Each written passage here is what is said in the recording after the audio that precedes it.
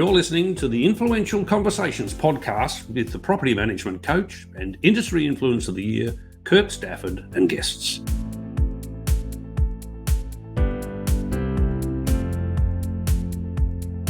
Well, g'day and welcome to another episode of Influential Conversations. I'm Kirk Stafford, and with me today is the amazing Kelley Seaton from the New South Wales Central Coast. Kelley's got quite a story and quite a history, and it's my absolute pleasure to have her on the show. Kelley, welcome. Thank you for having me. You're more than welcome. 25 plus years in the industry. I won't say the real number because it might age both of us.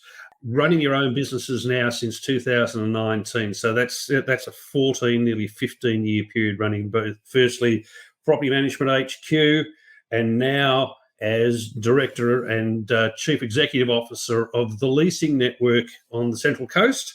You've got, just a bit over 200 properties under management, two staff. Yeah, roundabout. Yeah, good number to have. Two staff who both seem to be pretty good. I mean, I've met them both over time. Most recently, I met Aaron at the Rise conference. Tell us a bit more about you. How did you get started in this sometimes crazy but ultimately rewarding industry? I think I fell into it. So worst thing to admit, so when I was at school a long time ago, and, people say, what do you want to do when you grow up, etc. And I was like, I'll do anything, but I just do not want to do real estate. And that sounds really awful, but my mum's friend was a real estate agent and she was a real bitch. And I just didn't want to be her, so it sounds awful. But I was like, anything other than that. But of course, the first job I got was in a real estate agency as a receptionist. And literally, I know it's crazy. And that first job was about less than 1 kilometre from where I'm sitting today. So I've done a bit of a circle around here and there, but not too far from here is where I started my first gig all of those years ago. Worked my way up through property management as you do, and kind of got sick of working for someone else, and then decided to eventually go out on my own. So that was around 2009. And I have not looked back ever since. We did have a little break between about 2017 to 18-ish in between the two businesses, Property Management HQ, which was in Hunter Valley, and also an agency in Brisbane. And then we had that break and we just now focus only on the Central Coast. So the Leasing Network is just exclusive property management only on residential. Fantastic. Yeah, that's my team are amazing. There's two of them. Hayley has been with me for nearly the whole time that I've had my own agencies. So she's pretty much furniture and knows everything back to front and manages the office when I go around the country for a couple of months in a caravan. So that's amazing. And Erin is only a newbie to the industry this year. She has come from the hospitality industry, so full of customer service. Has no skills in real estate whatsoever, which is just how we like it, so that we can hire based on her personality and train her exactly as we like. And she's doing really well. She's been here for just over 6 months.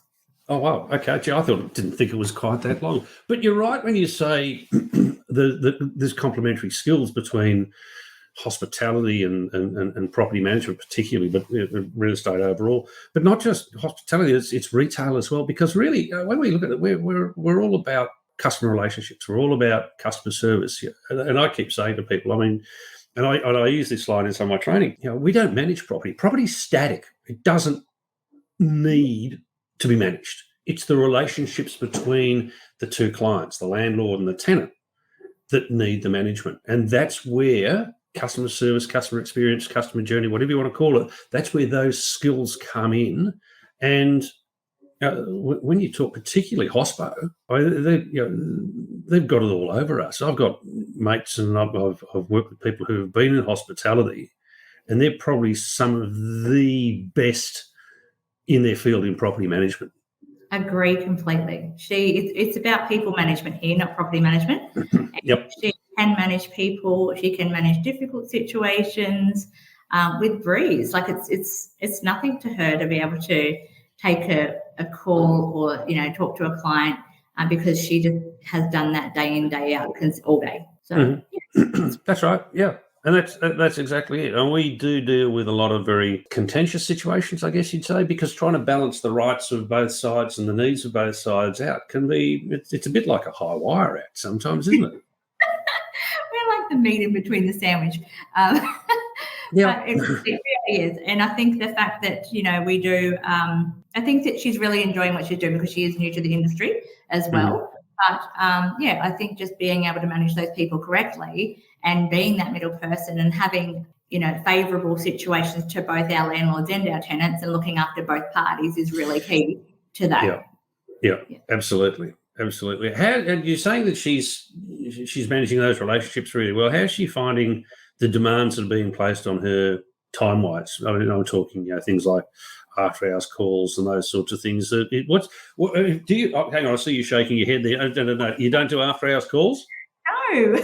Excellent. What's quite funny is I actually have the office phone on my desk.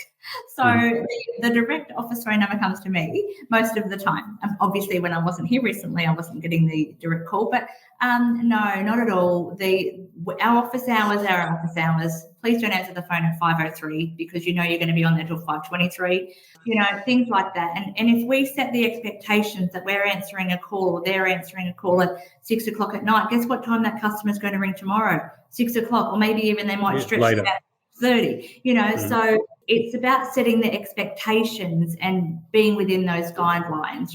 We have some quite serious KPIs in the office. I'm not a hard taskmaster. I just want to make sure things are done with every I dotted and every T crossed.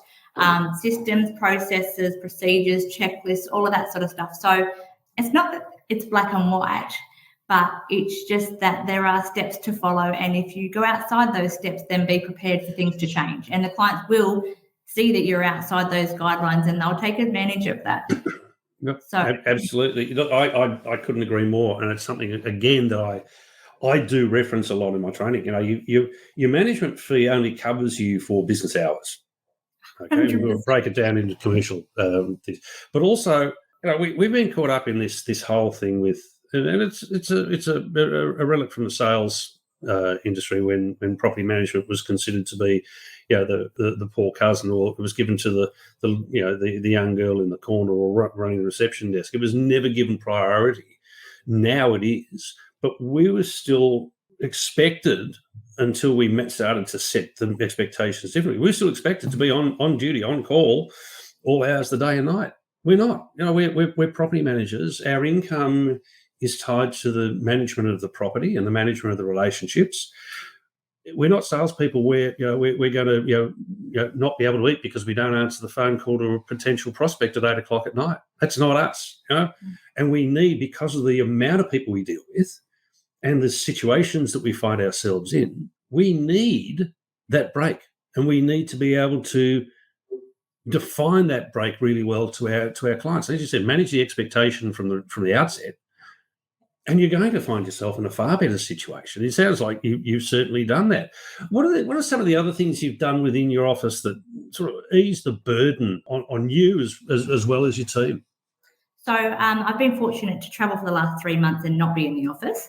So I've had to really step it up with the team and make sure that they are appreciated, looked after, rewarded, incentivized. I was seeing, doing my little general accounting, I would see, there's a bill here for $15 something. Where's that for? And I'd say to the girls, where's this for? And they'd be like, that's for coffees we got yesterday. And I'm like, sweet. It's exactly what I want them to do. So without me knowing, I'm traveling the country and they're rewarding themselves because that's what we do. And that's the team culture and the culture playbook that we have here to be able to incentivize them. And they know that this is just as much their business as it is my business. They're a partner. We collaborate. All of our decisions are made jointly as a team, not just by me saying this is what's going on. It's about input and all of those sort of things. So it's really important to have that. But we have guidelines in terms of when they can actually have some time off, and they need to have time off. Industry is known for burnout and for pressure and stress. But I think the properties that we take on here, we take on quality properties. I don't want we've got XYZ number. I want to know that we've got XYZ income coming in because we've got great properties over certain rental yields and things like that. So I think for us, we're probably lucky because by picking and choosing our clients and our properties, we're probably not bringing on so much stress or risks or those sort of things. So in my eyes, we're looking after really good quality properties for really good clients who understand and who want us to take 100% ownership of managing their property rather than getting told what to do. Do you know what I mean? So I think that really adds to the fact that we don't have stress or anxiety, or if we do, it's very, very minimal. And the girls are given every possible, rope to try and pull themselves out of it straight away, or we talk things through together and work through those issues together up front, if that makes sense. Yeah. Oh, that makes a great deal of sense, and it's an incredibly sound business strategy where you're actually being selective about the quality of the property and the standard of the property that you bring on. I wish there were more agencies and more property management companies that were doing exactly the same thing, rather than just grabbing after everything so that they could walk around boasting they've got the biggest rent roll in town. That's not necessarily a good thing to be able to boast, I think. I think we did bring on initially, yes, when you're starting up, you've got another property, come on in.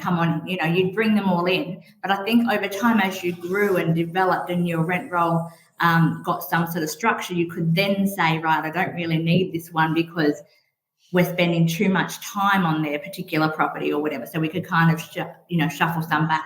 We actually culled 39 properties between 2021 and 2022 because they didn't fit our mould anymore, which is a lot of properties. I'm just working that out. That's 20% of your rent roll. It was. I think it was 22% at the time. That's probably. But then again, if you think about it, that fits with the Pareto principle, the 80-20 rule. 100%. Yeah. 20% of your business, your rent roll is giving you 80% of your grief. So why are you hanging on to it? We didn't need to, and some of those clients had 6 properties. So. Yep. We said, you can't manage this one property of yours. And they said, well, do you realise if you take that one property away, I'm taking the whole 6? And we're like, yeah, we realise that. See you later. Yep. Business decision. Exactly. Yep. Yeah. The good of the team is worth more than the benefit of the income. That's why the team is still here. They're looked after and they're managing quality properties. Yep.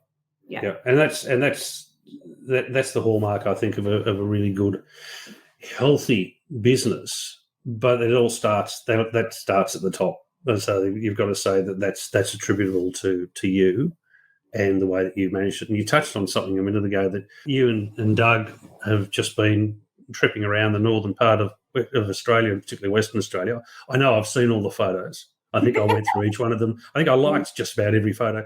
And you've made a lot in your social circle very envious, and some in your business circle the same, because you've stepped out of the business, well, not stepped out of it, but managed it remotely for 3 months. Yeah. The rest of us are looking at you and going, how come she can do it and we haven't? I never thought I could do it, to be honest. You are so heavily involved in your business all the time, every single day for long hours or whatever. But I didn't think it was possible, but I just needed to trust the team.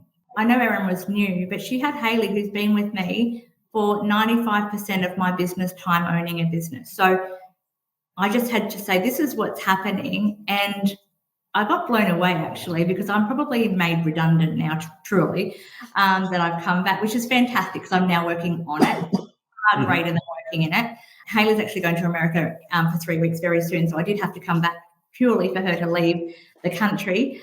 So it's her fault that I'm back and we're still not away. But truly, to be able to work remotely across the country, we still had Zoom meetings, we were still in touch. I still did new business. You can actually work remotely. It doesn't have to be here and you need to go and physically see properties. In terms of new business, I was doing all the lead part of it and doing everything online or via Zoom meetings or FaceTimes or things like that. It was a bit sketchy with reception every now and then. I'd have to pull up to the top of a mountain and stop for 15 minutes to do a FaceTime call for a new client, things like that. So it was quite amusing.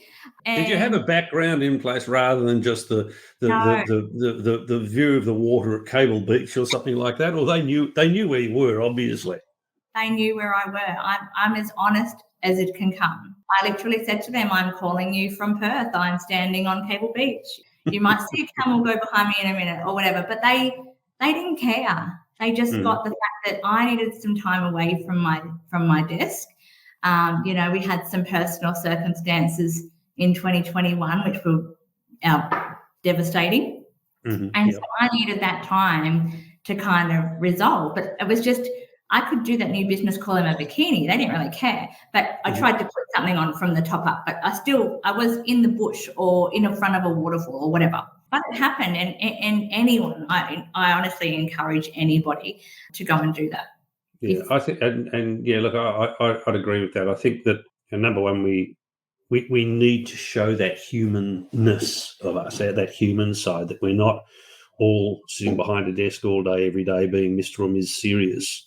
But it's also, that we need a break. I mean, you touched on it a minute ago. You had some circumstances with the loss of both your parents, unfortunately, which I think we all gathered around you for that. Thank you to everybody who did gather around me for that. Thank you. Yeah, and some of those people will be downloading this. In fact, I reckon they'll be the first ones to download it. But you need that time, and we all need that time away. We need that time to recharge, to decompress, to process whatever is going on in our lives. And mostly, hopefully, not everyone's going to have the same circumstances presented as that to them that you did.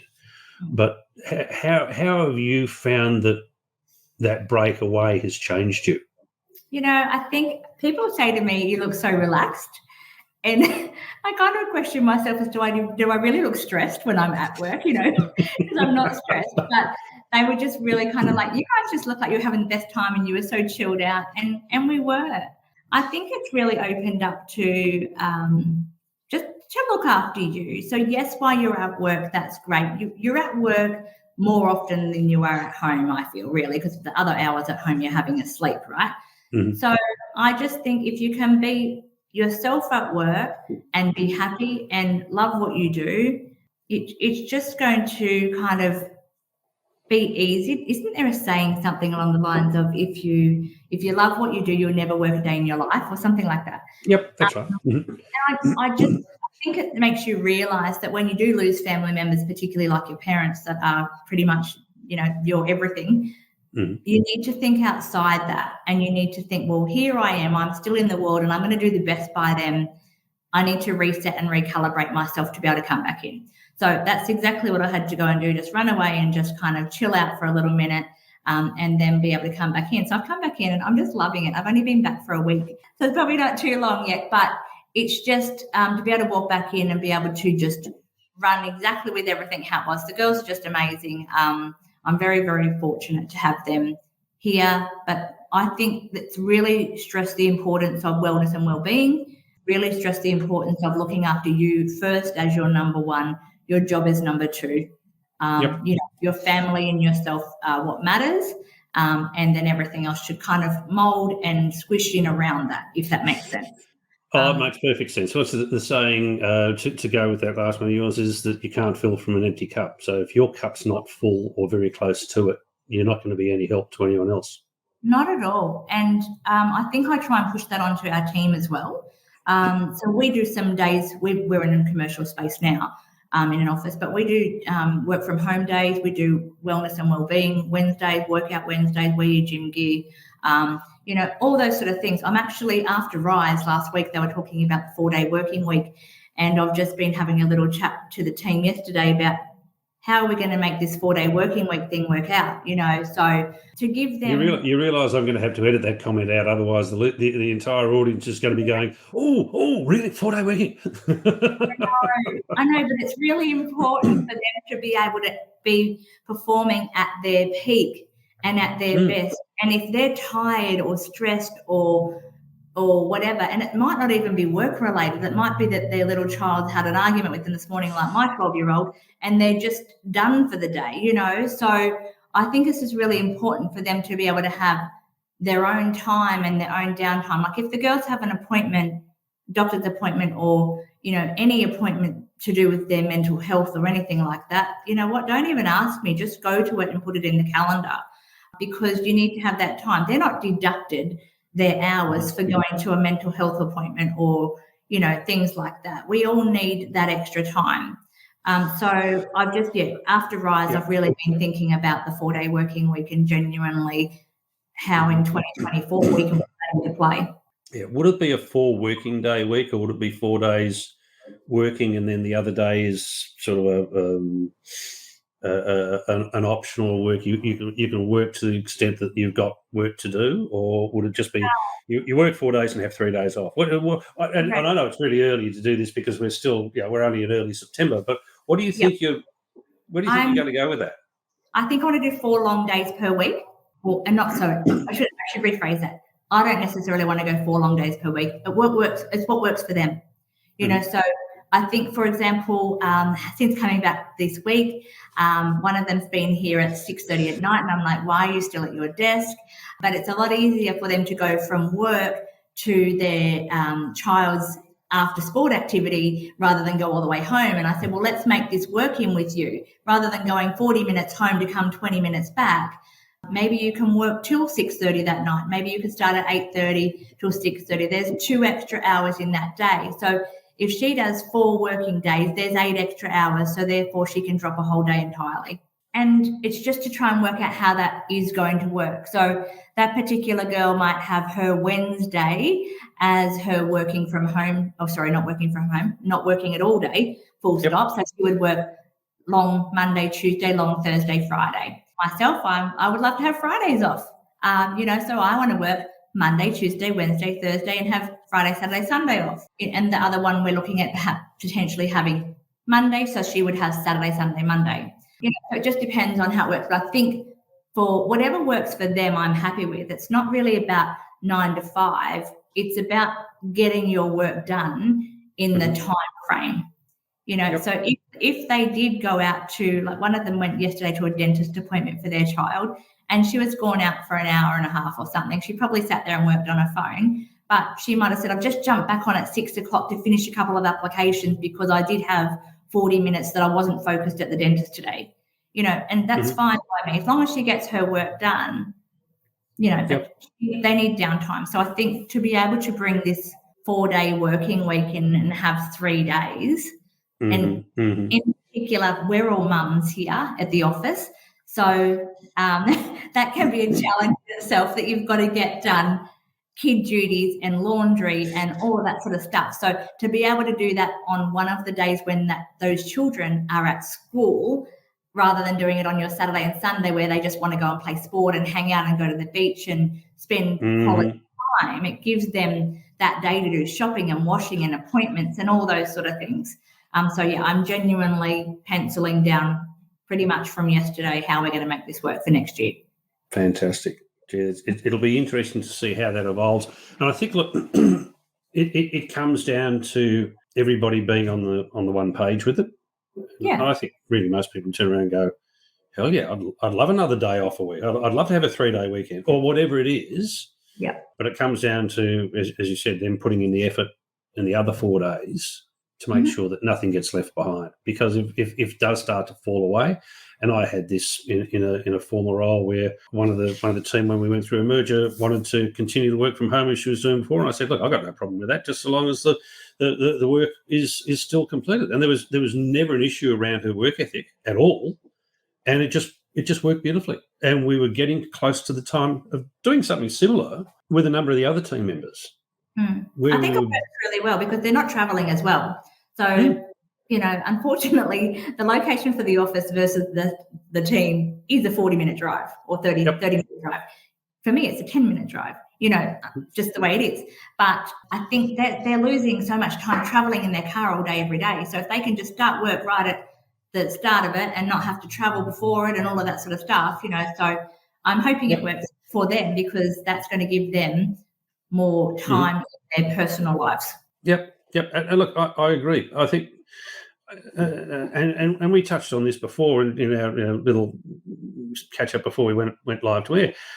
There's no requirement, and you've just demonstrated it for 3 months. Working remotely while you're trotting around, sort of making the rest of us feel very envious. I'll leave that alone now. But you've just demonstrated there's no need for you to be locked in an office all day, every day. The idea of an office from a property management perspective is probably now a bit anachronistic because since I was talking to a guy called Mark McDonald back in the late 90s, and his office was upstairs in Toorak Road in South Yarra. They had almost no street presence. Wasn't necessary. I think the internet is your street presence, and it has been for quite some time. Everything's there. You know, you could send someone a link in 30 seconds and say, here's my information, here's my web book, here's all our proposal. Everything can just be done at a click of a button and online wherever they want. The client doesn't have to come to you. They can do it in their own home and things like that. So I think times probably changed. I don't think that everybody's adapted to that change, and they probably should. I think they will. I mean, there's this bell curve, and I know a lot of people have talked about that. You've got when something new comes in, you've got people who rush to it first, who are the early adopters, and they would get to it. I think somebody said there's around about 10% of people, or 8% of people that are the real early adapters. They grab it straight away, and then the next group of people are the ones that look at what the early adapters have done and say that's a really good idea. And that's when you sort of get to that peak of the bell curve, and it starts to come off the other way, and then you have the later adopters of it after they see that this is really a thing. It doesn't matter what it is. I mean, we had this. I remember there was this thing that came in the 1990s that people rushed to in some cases. It was called. It was the internet. That's what it was. Yeah, and people said, "Oh, that won't last." You know, I said, "Well, here we are now." Yeah.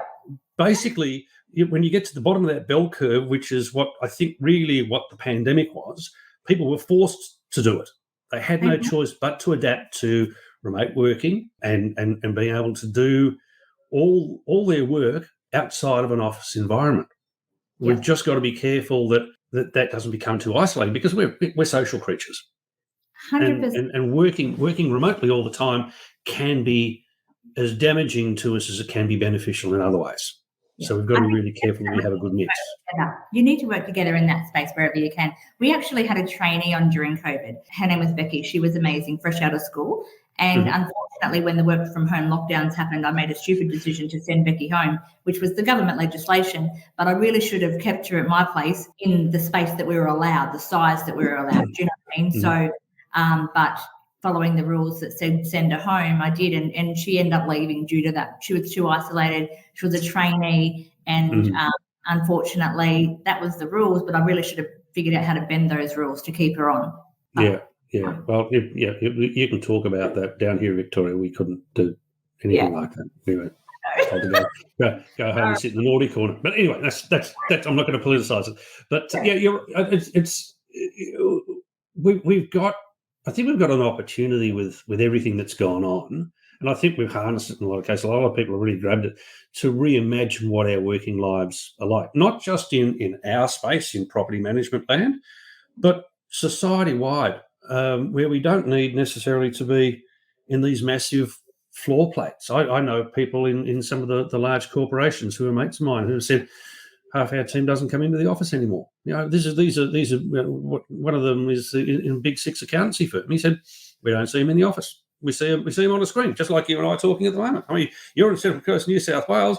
I'm in Bayside, Melbourne, and we're having a conversation. We've been doing so for half an hour, and nothing's changed. I mean, mind you, I must admit, you and I were having conversations by Zoom with a glass of wine most weeks during those lockdowns. But then again, that's the way that we communicated then.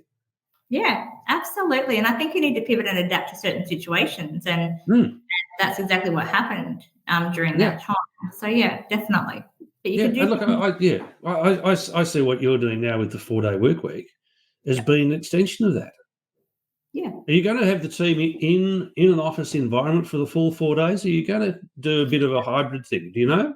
We're hybriding it. So we'll with one of our girls that we spoke, we had a little team meeting with her yesterday, one-on-one with her yesterday, and we would probably look for her to do Monday, Tuesday in the office, Wednesday as her day off, Thursday work from home, Friday in the office.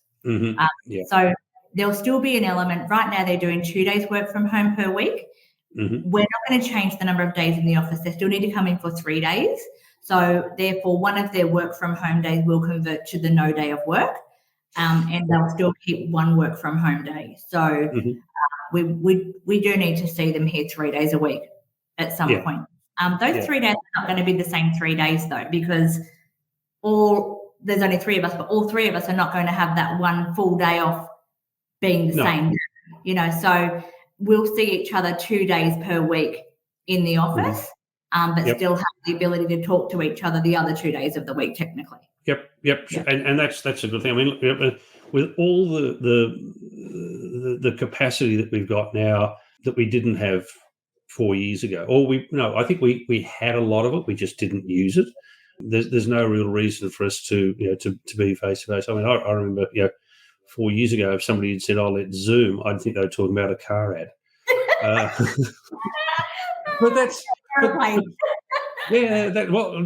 now there's Zoom, there's Teams, there's Slack, there's all sorts of messaging platforms and all sorts of communications platforms that we can keep in touch with each other. I know companies that I've consulted to that they've got a perpetual Zoom open, so they can see their teams and the team can see them, because it's a pretty poor substitute for face-to-face communication, but it is still that capacity or that ability for them to be able to see each other and just bounce ideas around as you would in any normal office environment. Yeah, we did that during COVID. Had an open Zoom session open every single day. And if you wanted to jump in, you jumped in because you needed to have that interaction or that communication with other people or run something by, rather than picking up the phone and making that phone call. We just had that running the whole time. Worked really well. I don't think we'd do that just by having the one day off and the one day working at home, because we just all sit on the computer anyway and things like that, and you email back and forth, But I think if you've got the right tech stack and all of that sort of stuff in play, it's very, very, very manageable and a lot easier than I expected. Yeah, you're right. And you touched on it there too, that if you got the tech stack, the life gets a lot easier. And this is the way we're overcoming and have overcome for the last couple of years, not having the choices that we would normally have had with staff members, because the industry's changed. We've lost a lot of people from the industry. That technology has actually helped us get through, because it's still really a people-intensive industry. We're still focused very much on the day-to-day relationships.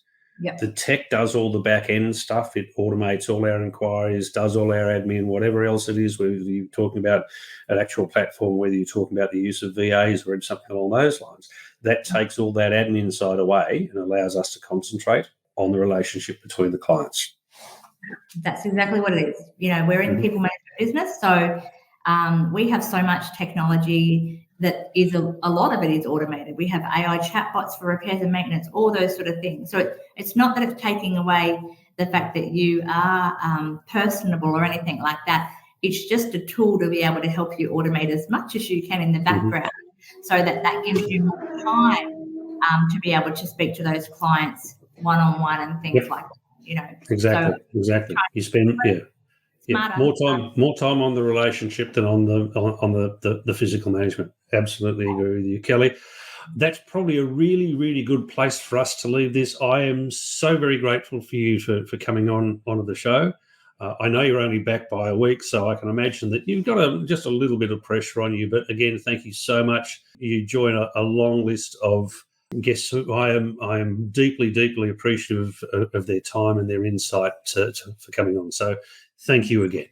I'm thanking you for having me on the show, and thank you for everybody that did support me over the little breakdown time. It wasn't quite breakdown, but no, very, very heartfelt thank you. And we love what we do, and we're in the people management business here. Absolutely, we are. All right, folks, that's all for another episode. Again, my guest, Kelley Seaton from the Rental Network in Central Coast, New South Wales. Thank you, and see you on the next one.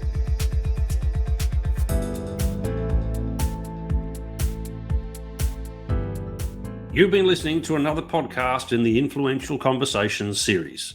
This series is proudly brought to you by Tappy, helping property managers deliver a world-class maintenance experience to their landlords and tenants, and providing a total property care solution. Inspection Express, the market leader in property inspection reporting and digital signature property documentation, giving you a seamless approach to the way that you manage properties.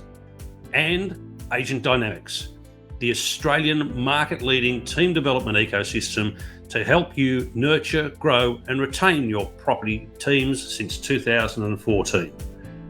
Thanks for listening. Be sure to tune in next time for the next in this series.